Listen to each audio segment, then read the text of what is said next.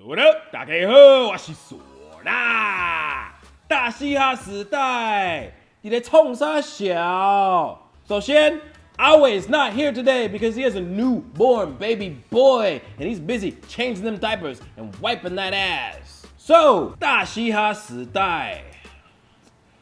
Man, when you guys said it was gonna be an EVE battle, I thought you were gonna have two rappers on the stage f***ing each other up, and only one person would come out the victor and the other person's head would roll. And that is not what happened. What I saw was more like a cypher. And technically, cypher is a form of battle rap.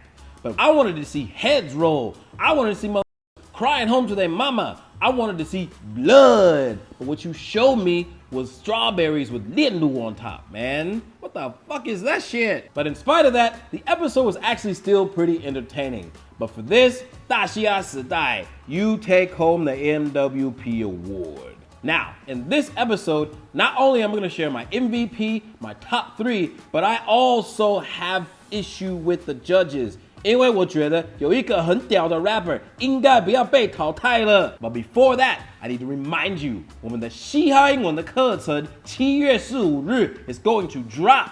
But right now, you still have a little bit of time to get 30% off. We still have 9 coupons left, son. So stop this video, go sign up for that shit, come back, and we got some shit to talk about.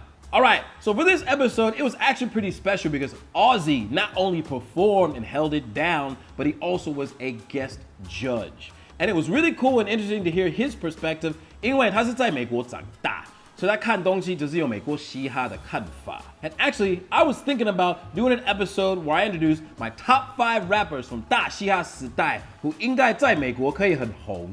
So if you want to see that, make sure you leave a comment down below. So the MVP award not only goes to one person, it goes to several people. And this group of people, you guys did a damn good job. You consistently showed out throughout the entire 90 minutes of the show, and you never let up.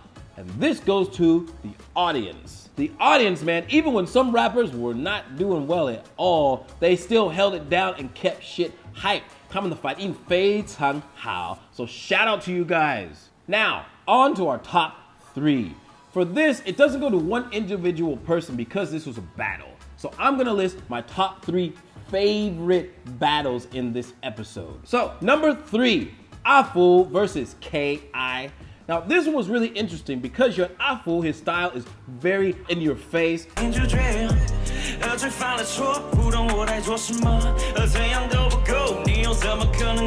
It's very happy, and then you have K.I. Man, that motherfucker needs a hug. His is really, really intense, son, but he showed out. I really like K.I.'s approach in that he is putting everything he has into his performance. It's almost like he really has something to lose, and it shows. So shout out K.I. 你真的很用心 and even if 你以后被淘汰了，你必须要做下去，你真的很屌。My number 2 goes to 弹头 versus 青蛙. Now this one was really interesting to see. Because you have one guy who's a very seasoned warrior. He has a proven history of fucking people up, and that's Danto. And then you have one guy who's just eager to fuck somebody up. He's eager to go out and cut somebody's head off, and that is Qinghua. And I want to focus on Qinghua for a second, because this kid is not even in high school. He is a 国中生, and he is able to hold his own with one of Taiwan's best rappers on stage, on national television, and do a really good job.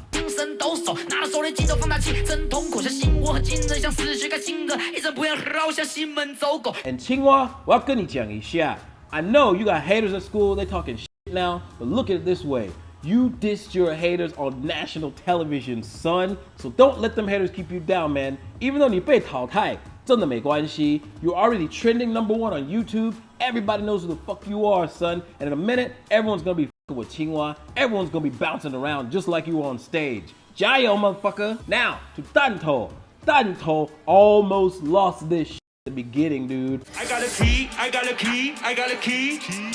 I got a key, I got a key, I got a key.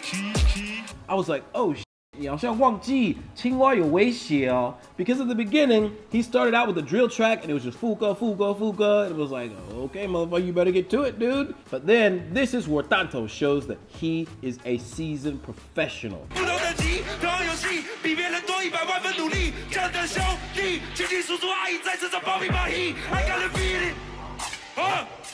because it started off a little bit rough and he turned it around. He went from the audience being like, oh, okay, get to it, to the end, the whole studio was lit as fuck, dude. And this is where Tanto really won this round and showing that he can turn around a crowd. Because as a performer, not every show is gonna be the greatest, but you must find a way to turn that around and still get that party hype because that's what people pay you for, son. So shout out to Tanto and shout out to Tsinghua. I really enjoyed this battle. Also, big shout out to the judges of this one, 特别说熊仔 because he did something that is very hip hop. 青蛙，我其实很不想要把你，就是说，你15岁写这样太屌了吧？因为站上舞台，大家就是比赛，我们不管年纪的。You step on the stage, you a fucking man, so I'm gonna judge you like one. That's some really hip hop shit. He could have been like, oh, 没关系，你只是15岁，你已经很屌啊。But he was like, no, motherfucker, 这个是正世界，这个是嘻哈。You need to come correct, no fucking excuses. So shout out to Xiongzai for letting him learn that very valuable lesson, and that was really cool to see. My number 1 goes to the rap battle that I feel like 很有兴奋。因为全部都是台语，我特别喜欢听台语的饶舌。对，我听不太懂，但是感觉真的很有趣，很屌。And this goes to 任少比超不赢啊 This was really cool to see for a variety of reasons. The first reason is that 任少已经有被淘汰过，然后就回来。So when he came on that stage, it was as if someone said, "Here's your microphone, buddy. Rap for your freedom." And you saw him on the stage like, I'm here to stay, goddammit. I'm never gonna be held down. I'm here. 我很简单，我就只是不想输而已。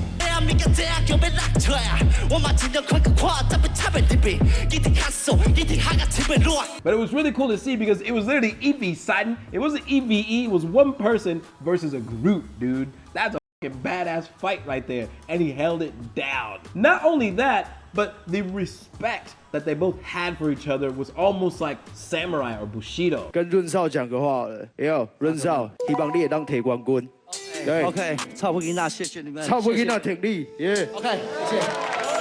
It was very cool to see Cao Buyinga, who was an older 年代, pass the torch to 任少。不管是润少还是我们超北音啊，我们都做台语的本土语言创作，谁走到后面都可以。我们就觉得这个台语要留下来。Because he even said that 臭皮应该算是他的偶像。我那时候就是心意已决，就是要选臭屁，因为我国中、高中那时候就是听他们的歌，他们也是算是我启发我写饶舌的一个很重要的一个人物。That was really interesting and really moving to see that go down and see the evolution of Taiwan's hip hop legacy, which is why it gets my number 1. That was so cool to see. So now on to my issue. I saw this guy really bring it on stage in this episode, and when they said, man, sorry, but you gotta go, I was like, what the fuck, man? He did so good. And this is between Mac Dilla and Xiao Kabi. Now, both of these guys came correct. Mac Dilla had a great performance, but Xiao Kabi really stood out for me because his lyrics were on point, his delivery was on point, his bars were on point, he never missed a beat.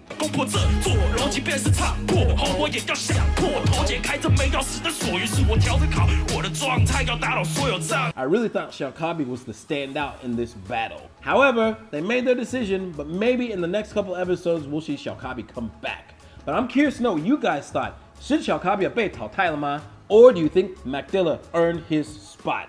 Let me know in the comments down below, and I'm curious to know what you thought about this episode. Because for me, I would have really cared to see blood. Do you think this form of rap battle would be better if it was an actual one-on-one diss? Leave a comment down below, like, and make sure you subscribe, and we'll see you next time. Peace!